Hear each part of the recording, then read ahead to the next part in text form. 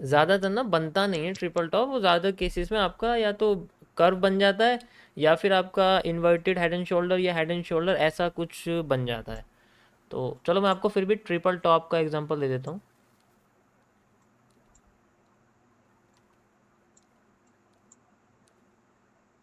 ठीक है,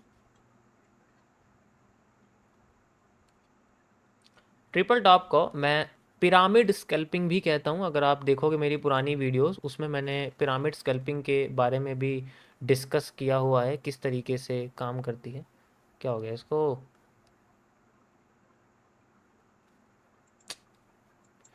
रिलोड हो गया है। मेरी स्ट्रीम तो नहीं अटक रही है, लैग तो नहीं कर रही है?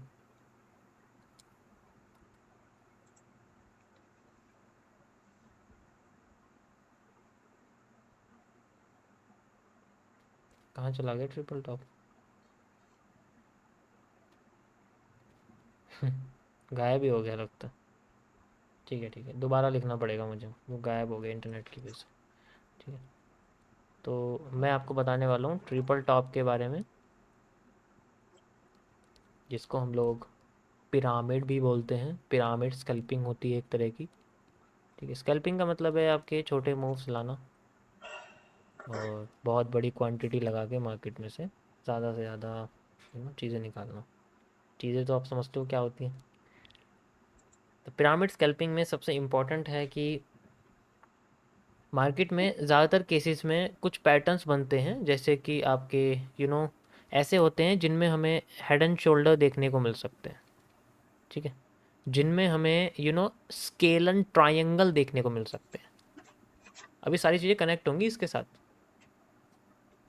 सॉरी, जिसमें हमें एक और पैटर्न देखने को मिलता है, जिसको मैं आपको फेस 22 में बताऊंगा। मैं अभी उसको रिवील नहीं कर रहा हूँ, इसके अंदर ही आता है वो। तो अभी हेड एंड शोल्डर के बारे में आपको बताता हूँ कि कैसे दिखेगा ये। देखो, अगर मान लो हमारे पास में कोई टॉप है ना, वो इस तरीके से बना हुआ है ऐसे करके, तो ये हमारे लिए एक ट्रिपल टॉप है। इसको हम उसी तरीके से सॉल्व करेंगे जैसे हम हेड एंड शोल्डर को सॉल्व करते हैं। इसके बारे में ऑलरेडी आपको बता चुका हूँ। ये जो आपके सामने होता है, इसको कैसे सॉल्व कर सकते हैं? स्केल एंड ट्रायंगल होता है कि जैसे मार्केट में ये टॉप्स अपने आप को धीरे धीरे करके ग्रो करते हैं, लेकिन इनका बेस ग्रो नहीं होता। बेस मतलब बेस इनका सेम है। टेढ़े भी हो सकते हैं, ऐसे भी हो सकते हैं, ऐसे भी हो सकते हैं, तो डिपेंड करता है मार्केट के ऊपर। तो इनके ये भी टॉप्स ही हैं एक तरह, क्योंकि अगर आप एक ट्रेंड लाइन लगाओगे ना, तो ये ज़्यादातर टॉप्स आपको कनेक्टेड दिखेंगे। ठीक है, ये ज़्यादातर टॉप्स आपको कनेक्टेड दिखेंगे। सॉल्व इनको उसी मेथड से करते हैं जैसे कि हम सारे ट्राइंगल्स करते हैं, जैसे कि हम अपने ब्लू रे करते हैं। बिल्कुल ब्लू रे आपने बोला, जैसे कि हम लोग अपना पीनेंट करते हैं। सॉल्विंग मेथड इनका सेम ही रहता है, बस इनके स्ट्रक्चर बदल जाए। ये बस एक तरह का ना स्ट्रक्चर्स होते हैं, बस इनको सॉल्व उसी तरीके से किया जाता है जैसे हम करते हैं। Got it?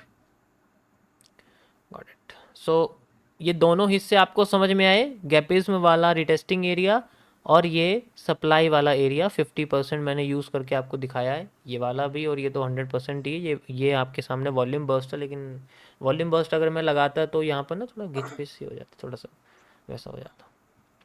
अब ये जैसे मैंने आपको दिखाया हुआ है, गैपिज्म वाला एरिया हमारे सामने बना है, and then market just shoot up from here as usual.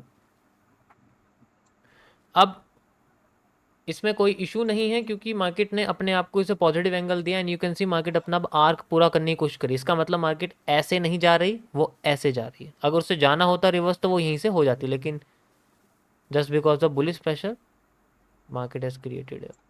ठीक है, मैं ये डिमांड मेजर नहीं करूँगा, क्योंकि कर्व है, या करनी चाहिए? बताओ गाइस, डिमांड मेजर करूँ या कर्व के साथ इसको एनगल्फ ही रहने दूँ?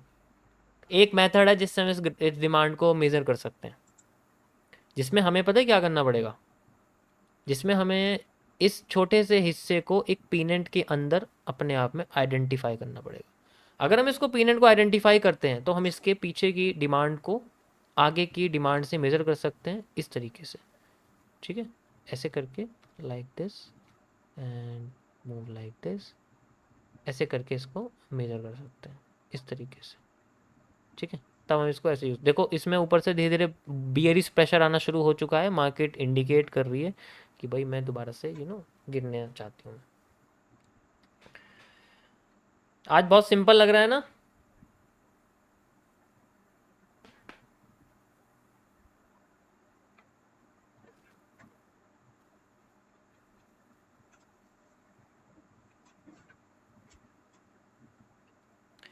इन द मनी वाले तो वेट करते हैं कि सर कब झंडी लगाएंगे और हम बंदूक चलाना शुरू करेंगे। देखो बंदूक मत चलाओ प्लीज़, वरना मैं गोलियों की सप्लाई बंद कर दूंगा। आपके